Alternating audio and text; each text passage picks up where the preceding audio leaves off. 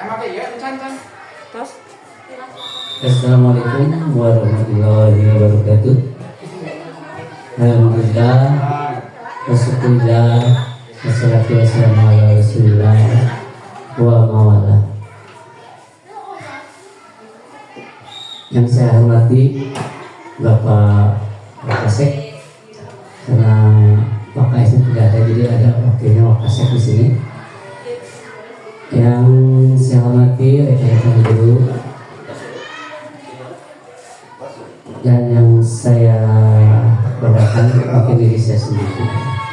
Baik, dalam kesempatan yang berbahagia ini, marilah kita panjatkan puja dan puji kehadirat Allah Subhanahu wa Ta'ala, yang mana dalam kesempatan ini kita masih bisa berkumpul bersama-sama dalam rangka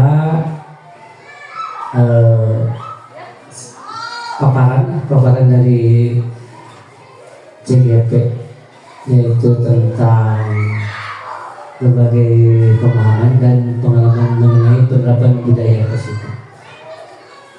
Bapak dan Ibu sekalian, sebelum mulai acara ini, marilah kita acara ini buka bersama-sama dengan ucapan basmalah. Bismillahirrahmanirrahim. Baik, kita untuk acara selanjutnya kita lanjutkan sajalah ke sambutan, yaitu yang akan disampaikan oleh Bapak Wakil Kepala Sekolah, yang akan disampaikan oleh Bapak Indih Taryana. Kepada Bapak Indih Taryana kami persilakan.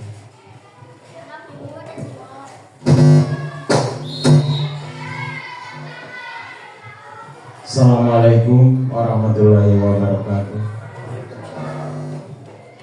Alhamdulillahirabbil alamin, wassalatu wassalamu ala asyrofil anbiya'i wal mursalin wa ala alihi washabihi ajmain. Asyhadu an la ilaha illallah wa asyhadu anna Muhammad abduhu wa rasuluh. Allahumma sholli ala sayyidina Muhammad wa ala ali sayyidina Qala rabbi shrah li sadri wa yassir li amri wahlul 'uqdatam min lisani yafqahu qawli. Amma ba'du. Puji dan syukur kita panjatkan kehadirat Ilahi Rabbi, salawat beserta salam semoga terlimpah curahkan kepada junjungan kita Nabi besar Muhammad sallallahu alaihi wasallam, keluarganya, para sahabatnya, para tabi'in sampai akhir zaman. Alhamdulillah, pada kesempatan hari ini kita masih diberi kesehatan lahir dan batin. Terutama saya sebagai mewakili Bapak Kepala Sekolah yang pada hari ini mungkin beliau ada rapat di KTS, maka saya mewakili untuk memberikan motivasi atau sambutan terutama kepada Bapak Kamawihaya, yang mana beliau pada kesempatan ini yaitu menjadi calon guru penggerak ya, yang biasa disingkat CGP. Nah, mudah-mudahan untuk Pak Kamawihaya diberi kesehatan lahir dan batin dan diberi kelancaran ya. Nah, untuk itu diantaranya saya selaku mewakili kepala sekolah dan rekan Prakama sangat mendukung sekali untuk kemajuan terutama di SD Geprek ya, yaitu untuk penerapan terutama penerapan pemahaman budaya positif di SD Geprek, diantaranya yaitu tentang mungkin aturan-aturan ya, aturan-aturan yang belum dilakukan di SD Geprek, maka tugas guru penggerak mungkin harus menggali ya budaya-budaya positif yang lainnya yang bisa diterapkan kepada anak didik.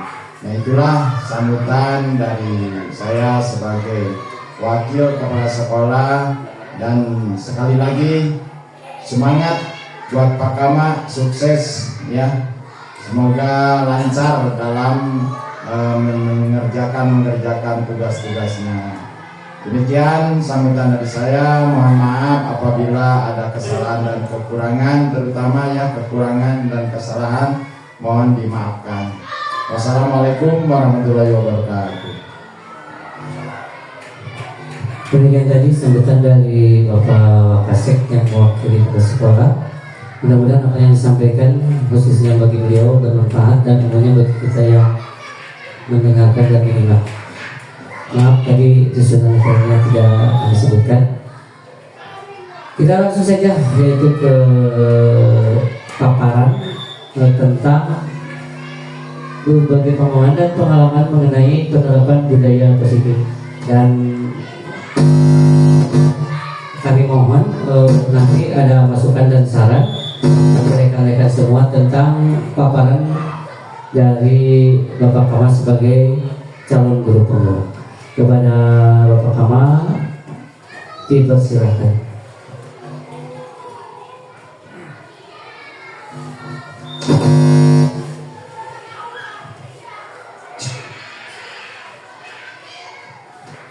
Baiklah, terima kasih kepada Bapak Moderator dan kepada Bapak Wakasek yang telah memberikan kesempatan kepada saya untuk menyampaikan pemaparan. Baiklah Bapak Ibu, Assalamualaikum warahmatullahi wabarakatuh. Alhamdulillahirrahmanirrahim. Wassalatu wassalamu ala asrofil anbiya'i wal mursalin wa ala alihi washabihi ajmain, amma ba'du. Pertama-tama kita panjatkan puji dan syukur kehadirat Allah Subhanahu wa taala yang mana dengan rahmat dan maghfirahnya kita bisa berkumpul dalam acara diseminasi budaya positif modul 1.4 tugas calon guru penggerak angkatan 11 dalam keadaan sehat walafiat di ruangan guru ini. Dan tidak lupa selawat dan salam kita limpahcurahkan kepada junjungan kita Nabi besar Muhammad SAW, kepada para keluarga, kepada sahabat-sahabatnya, kepada tabi'in dan sampailah kepada kita sebagai umat. Baiklah Bapak Ibu,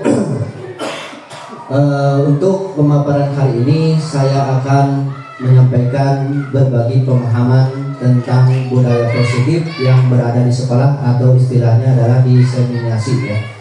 Modul 1.4 ya. Silakan berlihat next.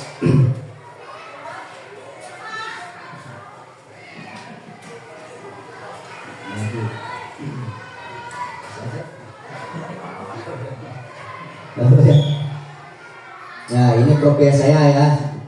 Sudah berapa mungkin semuanya ya. Kama itu kreatif, agamis dan mandiri. Saya singkatannya maju lagi. Nah, ini fasilitator ya. Nama fasilitatornya adalah Edi Rohayati MPD dan pengajar praktiknya Emil Amalia SPD. Next ya. Nah, di sini yang akan saya paparkan adalah ada 7 ya konsep-konsep inti tentang modul budaya positif yang berada di modul 1.4 itu. Yaitu nomor 1 tentang perubahan paradigma belajar, yang kedua disiplin positif, yang ketiga kebutuhan dasar manusia, yang keempat motivasi perilaku manusia, dan yang kelima posisi kontrol, keenam keyakinan kelas, dan ketujuh segitiga restitusi. Apa dari konsep-konsep ini nanti akan saya terangkan satu persatu sesuai dengan pemahaman yang saya dapat di pendidikan guru penggerak ini. Next please. Perubahan paradigma belajar, tadi konsep nomor 1 ya. Ini perubahan paradigma, perbedaan zaman kolonial Belanda dan pendidikan paradigma baru zaman sekarang. Pada waktu zaman kolonial Belanda, rakyat hanya diajari berhitung, menulis dan membaca ya. Terus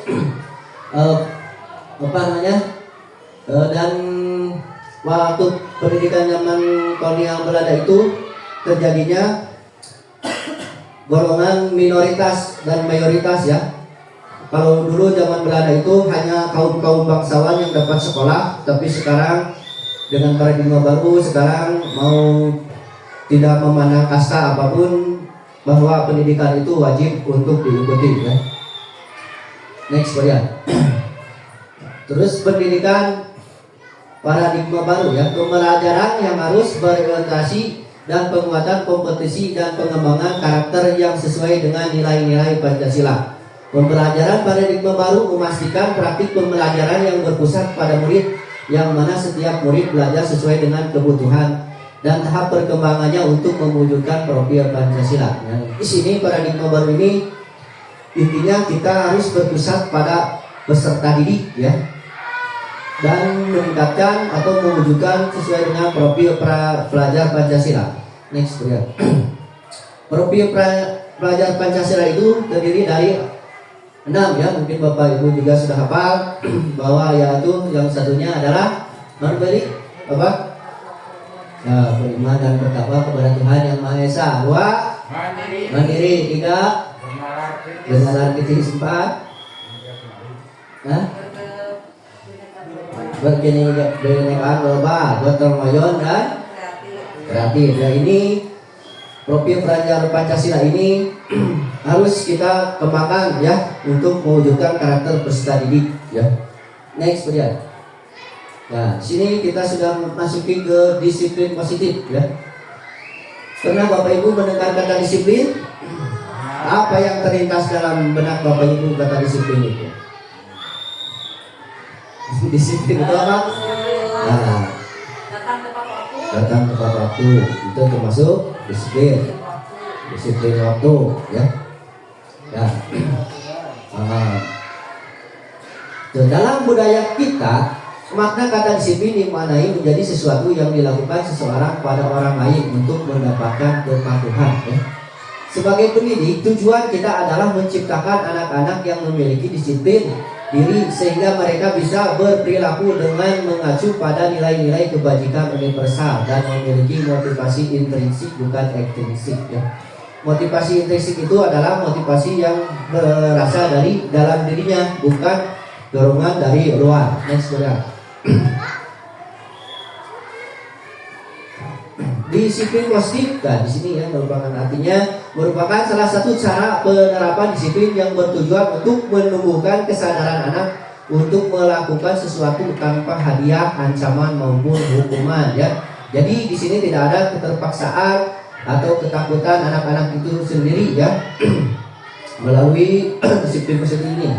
Lanjut pada kita ke setelah disiplin positif ada lagi kebutuhan dasar manusia ya.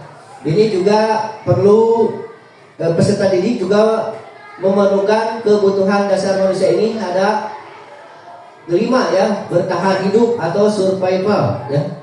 Terus kasih sayang dan rasa ingin diterima ya peserta didik, bahkan mungkin suka cari-cari perhatian ingin itu ya, pasti karena memenuhi kebutuhan dasar manusia itu sebagai pengen disayang sama guru tehnya.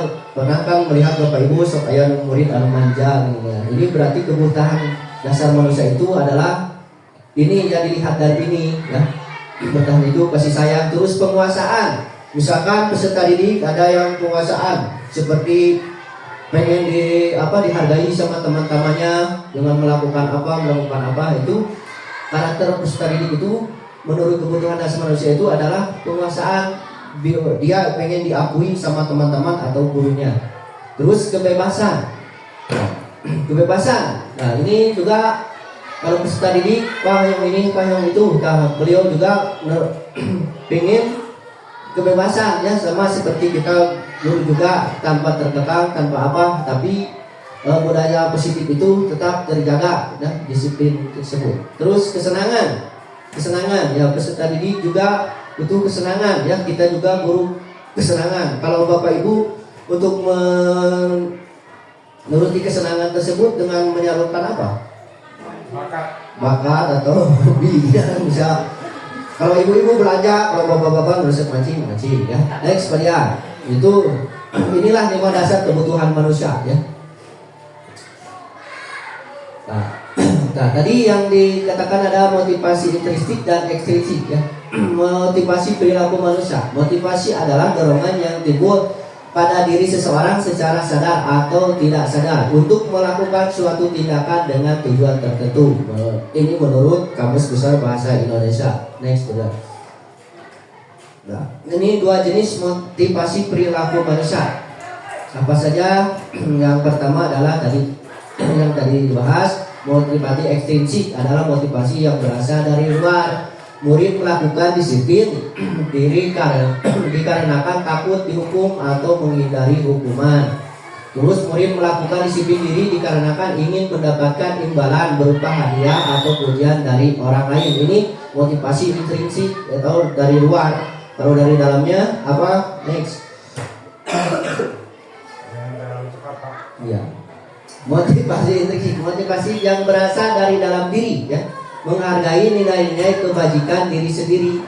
Murid melakukan disiplin diri dikarenakan sadar akan nilai-nilai kewajiban dalam dirinya. Nah, kalau di sini motivasi intrinsik itu adalah kesadaran dari dalam diri, ya, tanpa ada paksaan atau kekangan dari luar, ya. Next, ya. Ini konsep disiplin dengan identitas gagal, ya.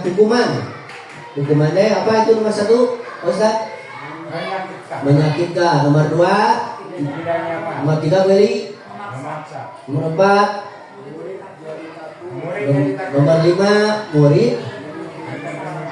Nomor 6 murid menjadi rendah diri. Nah, kalau penghargaan dia gagalnya adalah tidak efektif, terus merusak hubungan, ya. Contoh merusak hubungan, kalau kita ranking ke situ mah ranking biji wae cenah urang mah nomor ieu ya. Itu jadi merusak hubungan dengan peserta didik yang lainnya, terus mematikan kreativitas atau membunuh karakter. Namun jadi muridnya itu terasa ada beban yang lain gitu, ya.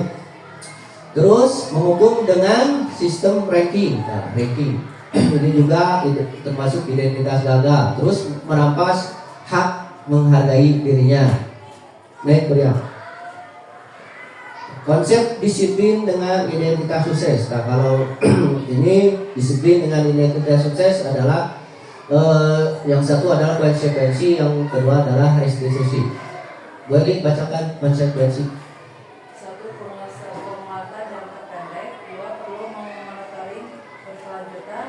Tiga, stimulus respon. 4, murid menghormati peraturan. 5, kehilangan waktu untuk merenungi kesalahan. Restitusi, Ustaz.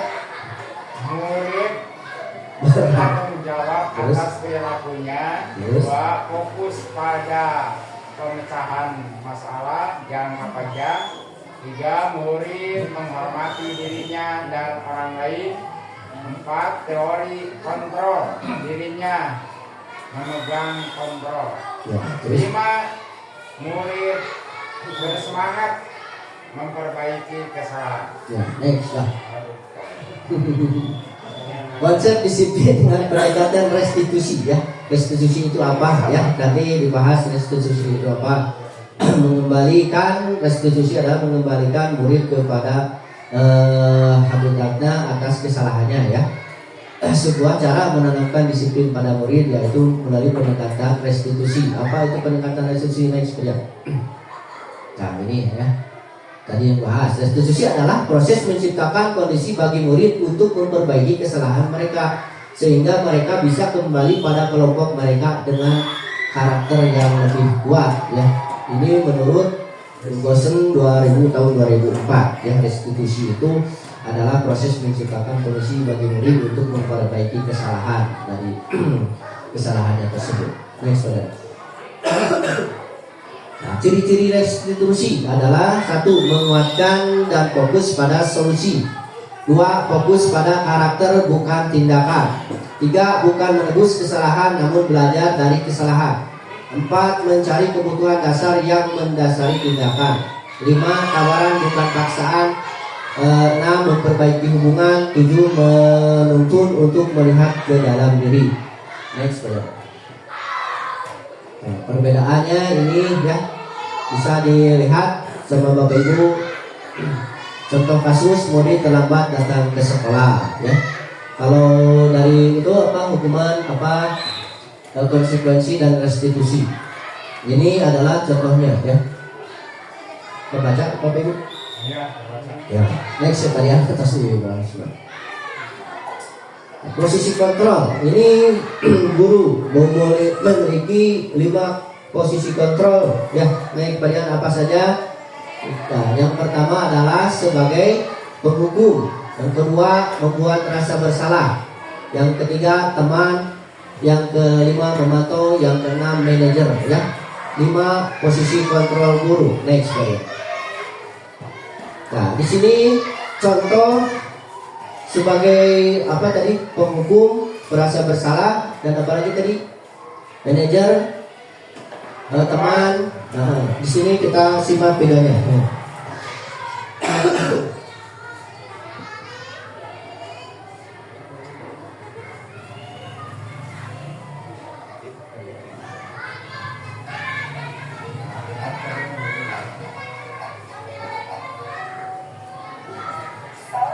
Ibu dan Bapak guru hebat dalam penerapan disiplin positif restitusi.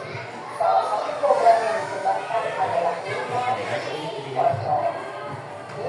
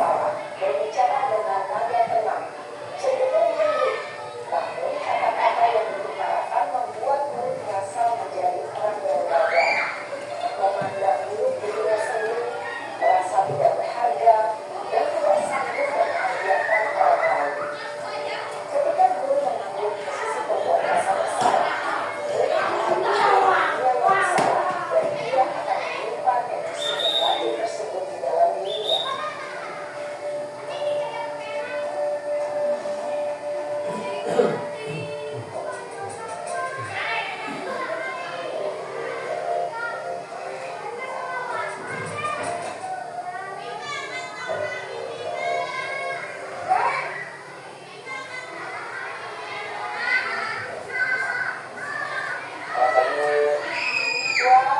sudah jam berapa ini nak? Terlambat lagi ya sayang. Iya bu, habis guru saya lupa bawa motor saya bu. Taunya dari kamu. Kamu bukannya anak yang paling kerja. Kok terlambat sih? Iya bu, saya mau banget bangun tadi. Jadi udah salah kencang. Kita langsung kerja bu. Ya sudah sayang. Nah, dia lagi kerja lagi ya. Dia agak terlambat lagi. Bikin senang ibu. Demi ibu. Bisa kan? Bisa lah bu. Ya sudah sana masuk kelas. Ibu beresin urusan absen kamu. Kamu ini ada-ada saja.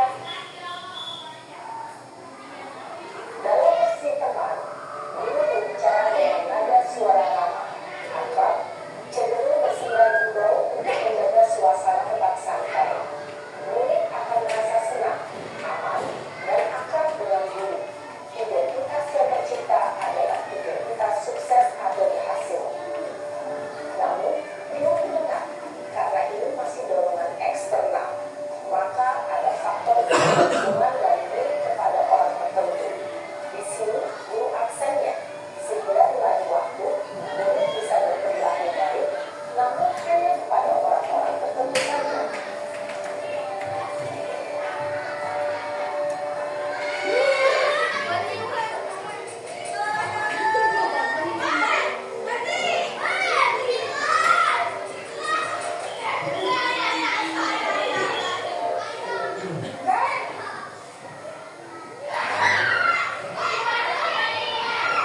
Selamat pagi bu. Naren, apakah harus tahu kita tentang jam berapa kita harus masuk sekolah kan? Kita harus di sekolah ke-7 bu. Iya betul, sekarang sudah jam 7.20. Naren sudah tahu konsekuensinya jika terlambat hadir.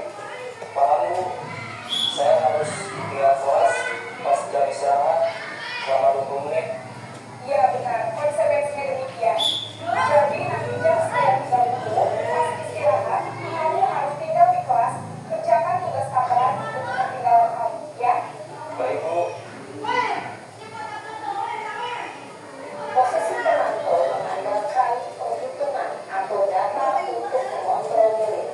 Guru mengarahkan murid berdasarkan peraturan dan konsekuensi. Seorang pemantau menunjukkan bahasa tubuh dan ekspresi wajah yang datar dan cenderung formal.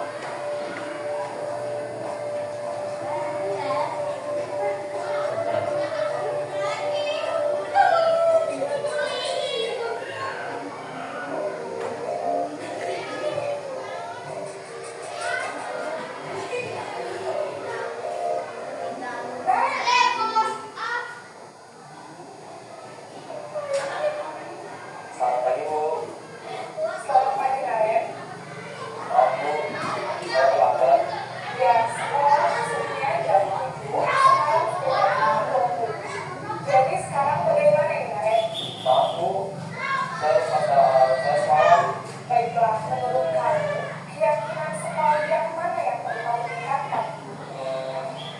Menghargai diri sendiri dan orang lain mungkin ya bu. Setuju. Jadi, apakah Naren meyakini prinsip saling menghormati tersebut? Iya bu, saya meyakininya. Apakah Naren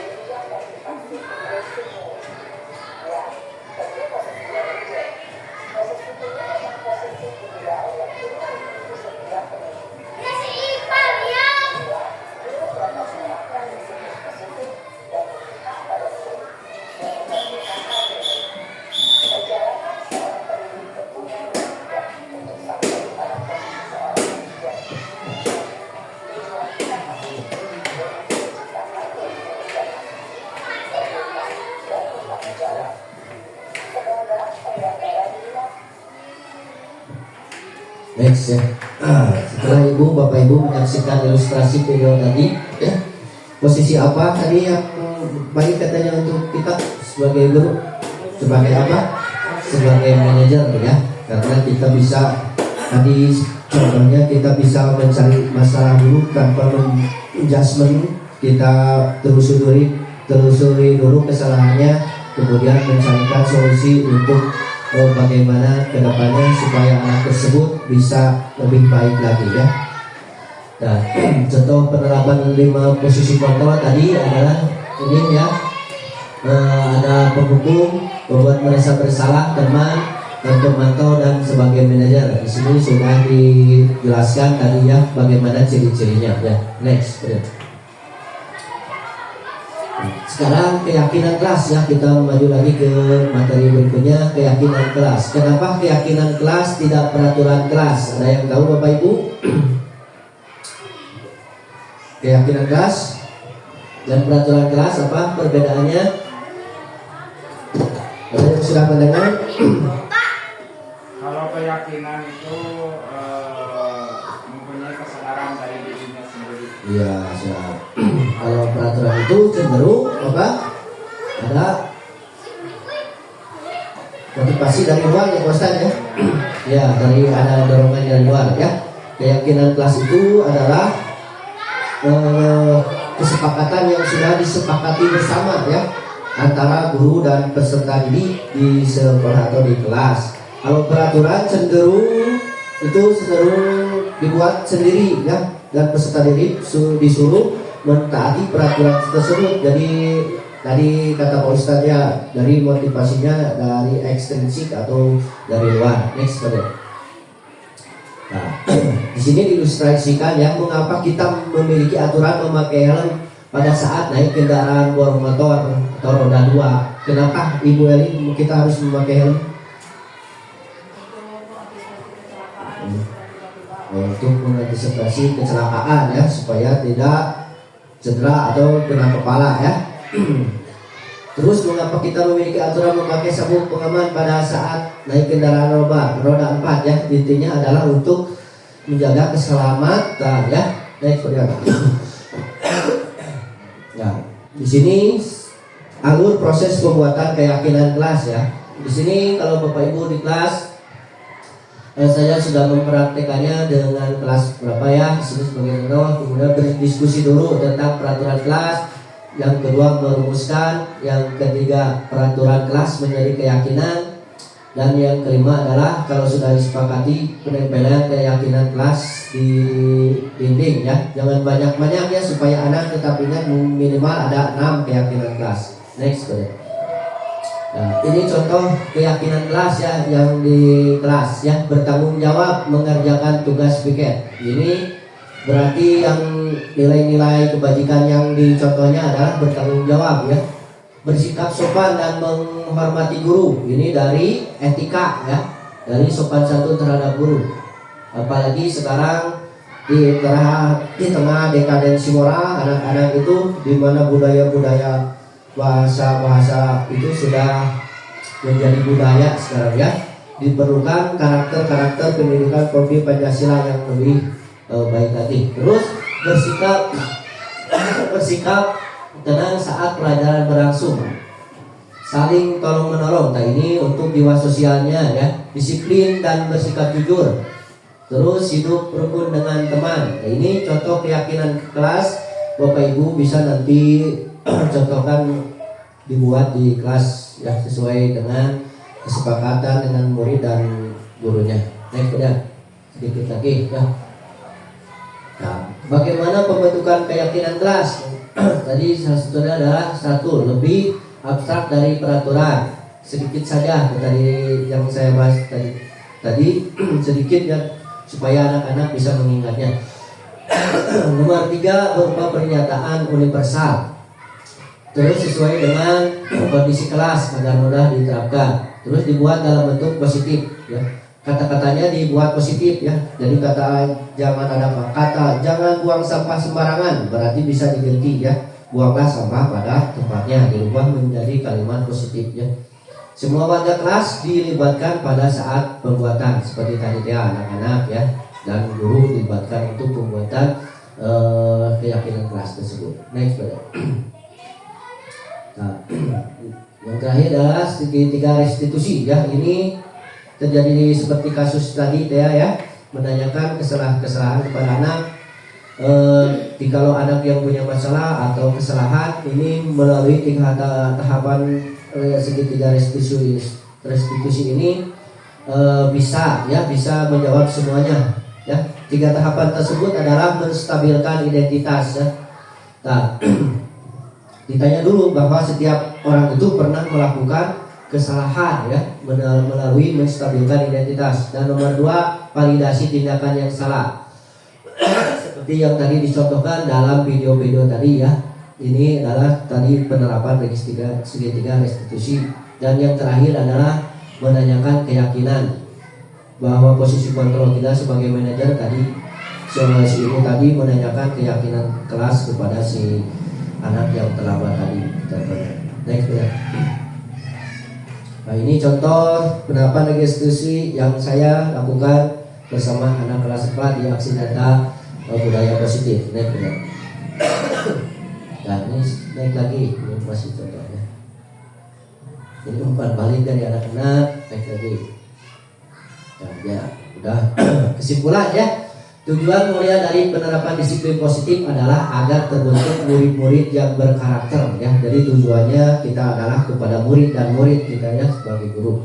Terus berdisiplin, santun, jujur, peduli, bertanggung jawab dan merupakan pembelajar sepanjang hayat sesuai dengan standar kompetensi lulusan yang diharapkan ya. Ini menurut standar nasional pendidikan. Next ya, terima kasih Bapak Ibu ya sudah menyaksikan pemaparan dari saya. Barangkali ada umpan balik atau masukan dari pemaparan tersebut, silakan saya kembalikan kepada Bapak moderator ya. Sudah cukup ya Bapak Ibu, saya cukupkan pemaparan saya sampai di sini, dan jika ada masukan atau umpan balik nanti bisa disampaikan. Wassalamualaikum warahmatullahi wabarakatuh. Demikian tadi pemaparan dari Bapak Kamal Yaya. Mudah-mudahan apa yang disampaikan. Tapi mungkin ada tambahan atau saran apa? Dipersilahkan dari siapa dulu untuk tambahan, masukan atau saran. Ada yang lain? Sudah jelas. Cukup jelas. Ya. Mudah-mudahan apa yang disampaikan tadi bermanfaat khususnya bagi beliau yang menyampaikan dan umumnya bagi kita yang selaku para audiens di sini. Demikian tadi pemaparan dari Bapak Kema, mudah-mudahan bermanfaat tentunya bagi kita semua sebagai guru yang sudah begitu jelas dipaparkan, dan memang betul-betul bermanfaat kalau kita memperhatikan dari pemaparan tadi. Baik Bapak dan Ibu semua, akhiri saja pemaparan tentang budaya positif ini. Kita tutup saja dengan ucapan alhamdulillah. Sasarangan enggak?